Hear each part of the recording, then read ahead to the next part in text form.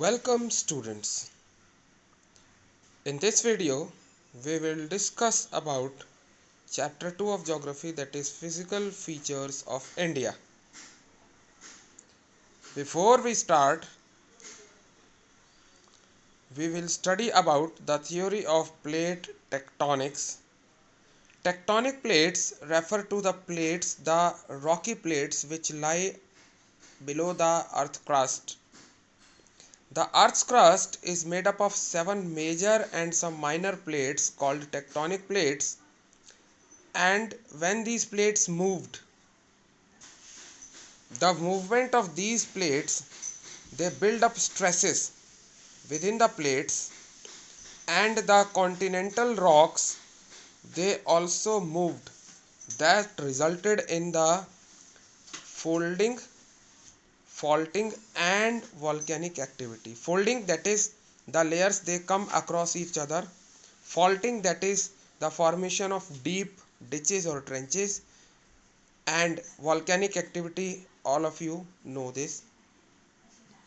This movement of resulted in folding, faulting and volcanic activity, and this movement can be classified into three basic types.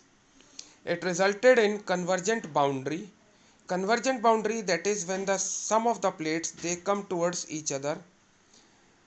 It is because of the colliding or crumbling of the plates, or the sliding of one plate over other. Then we have the divergent boundary, that is when some plates, they move away from each other. Divergent boundary is formed.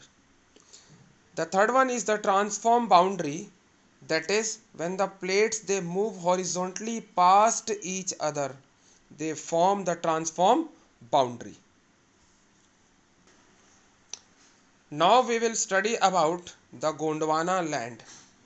As we know, the movement of the plates with the processes like weathering, erosion and deposition, because when something is eroded, it will be deposited at some other place.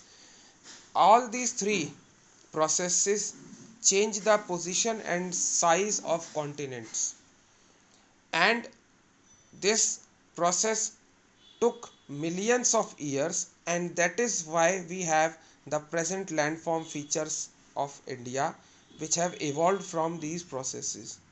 So how it formed? It was because of the oldest land mass, that is the peninsular part of India, which was part of Gondwana land. Gondwana land was the southern part of the continent Pangaea, and this Gondwana land comprised of today's India, Australia, South Africa, South America and Antarctica. And the northern part of the Pangaea continent was known as the Angara land. So it was this Gondwana land from which India is formed, and the earth's crust was divided into smaller pieces by the convectional currents. The Indo-Australian plate, that is India and Australia, this plate separated from the Gondwana land and it drifted. It drifted towards north. That resulted in collision of plates with bigger Eurasian plates, that is plates which formed Europe later on. Due to the collision, the sedimentary rocks that were accumulated in the Tethys Sea, they were folded, because when you are applying pressure to something and it is not getting compressed, so the folds appear on that particular thing, and that is how the Tethys, it got folded, and that resulted in the formation of the mountain systems of Asia. This is how we got the physiographic divisions of India. The major physiographic divisions of India are the Himalayan mountains, the northern plains, the peninsular plateau, the Indian desert, the coastal plains, the islands. Now we will study the Himalayan mountains. The Himalayan mountains are also known as the young and structurally fold mountains. Why young? Because it is believed that they have formed much earlier than the other mountain ranges of the world. That's why they are known as the young mountains. And structurally fold because of the stretching and compressing of the plates in the Tethys. The folds they appeared, and these folds came to be known as Himalayas. That's why they are also known as the structurally fold mountains. The Himalayas, they extend from west to east. In the west they start from the river Indus, and in the east they end at the river Brahmaputra. As you can see in the map, they started from here, the Himalayas, and they stretch till river Brahmaputra.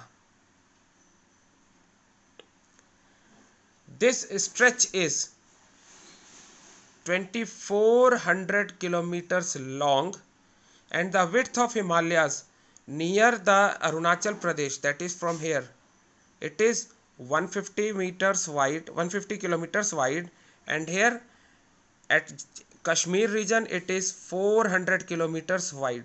So the width ranges from 400 kilometers in Kashmir to 150 kilometers in Arunachal Pradesh. The altitude is higher. Now we will study about the longitudinal divisions of Himalayas. Longitude, that is the lines which starts from the north and stretches till the south. So on the longitudinal basis, the Himalayas are divided into the Greater Himalayas or Inner Himalayas or Himadri, the Lesser Himalayas or Himachal, and the Shivaliks. So let's study about all these divisions one by one. The Greater Himalayas or Himadri, they are the northernmost range. Northernmost, that is upwards, they are the northernmost range, and they have a altitude of around 6000 meters. Now how we calculate the altitude or how we determine? It is from the sea level. So from the sea level, these Greater Himalayas or Inner Himalayas or Himadri is situated around a height of 6000 meters. It is asymmetrically folded. Asymmetric, that is the folds are almost uniform, and the basic part is composed of granite.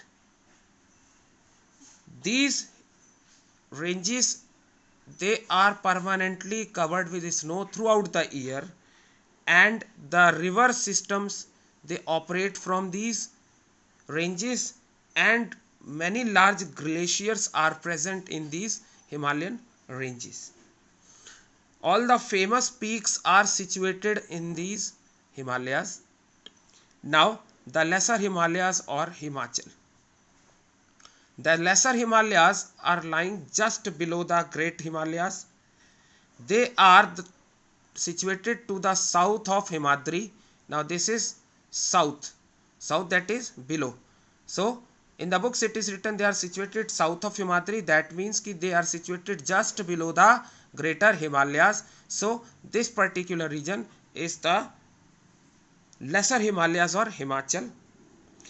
The average height of this Lesser Himalayas or Himachal is from 3700 meters to 4500 meters. It varies from place to place, and the average width is around 50 kilometers. Pir Panjal, Dhauladhar, Mahabharat ranges are some of the famous ranges of this Lesser Himalayas or Himachal. The Kashmir Valley, the Kangra Valley, and the Kulu Valley are some of the famous valleys which are situated in the Lesser Himalayas or Himachal. And this range is famous for many hill stations because they are not situated at a much higher altitude. Next we have the Shivaliks. The Shivaliks is the outermost range of Himalayas here,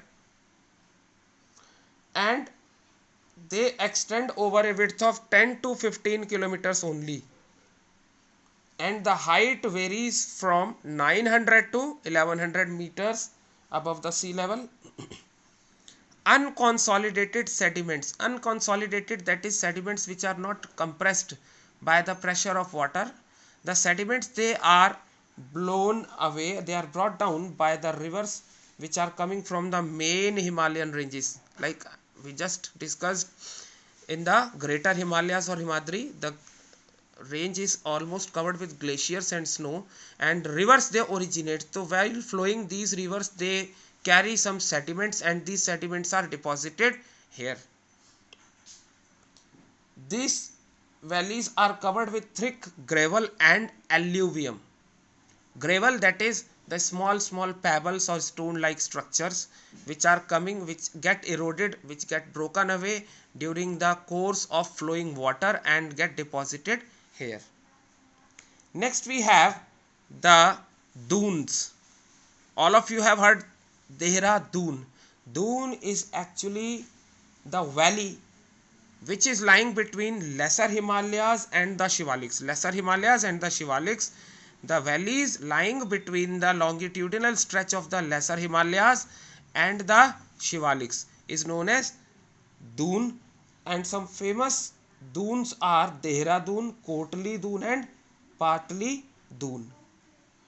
On the basis of regions, the Himalayas are further divided, and these divisions are basically from east to west, and these are done on the basis of the river valleys which are present in between them. First division is the Punjab Himalayas.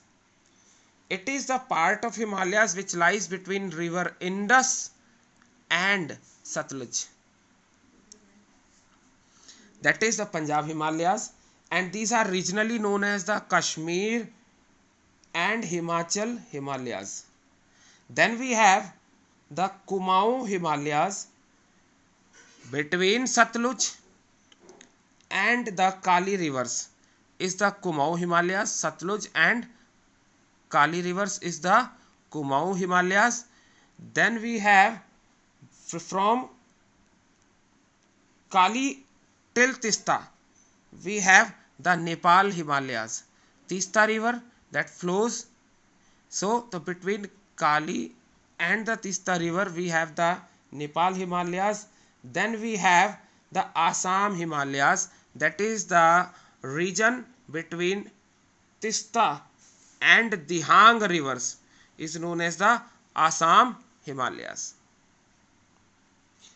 Now we have the Purvanchal or eastern hills and mountains. Eastern, that is the eastern part. The mountain ranges of eastern India, they are marked by river Brahmaputra. See, this is Brahmaputra river. So this region is marked by Brahmaputra, and this is called the Purvanchal or eastern hills and mountains. The Himalayas, they bend sharply. See this bend. The Himalayas, they are bending very sharply. The sharp edges are there. They bend sharply to the south and spread. They spread along the eastern boundary. They are bending sharply towards the south, that is downward, and they are stretching along the eastern boundary of India after Dihang Gorge. These hills, they run through the northeastern states. Now what states are included in the northeastern states? These are Arunachal Pradesh, you can see, Nagaland, Manipur, Mizoram, Tripura and eastern Assam states. These states are mostly composed of strong sandstones which are sedimentary rocks. Sandstone, that is the gravel which was brought down, that got deposited and compressed, and that became a strong structure that formed sandstone. That's why sandstone is called sedimentary rock. So these sandstones are found here, and the hills, they are covered with very dense forests. This area is densely covered with forests, and It comprises of the Patkai Hills, the Naga Hills, as the name of the state, the Naga Hills located in Nagaland, the Manipur Hills located in Manipur, and the Mizo Hills located in Mizoram. The next physical divisions, that is the peninsular plateau, the northern plains, the coastal plains, we will discuss in the next video. Thank you.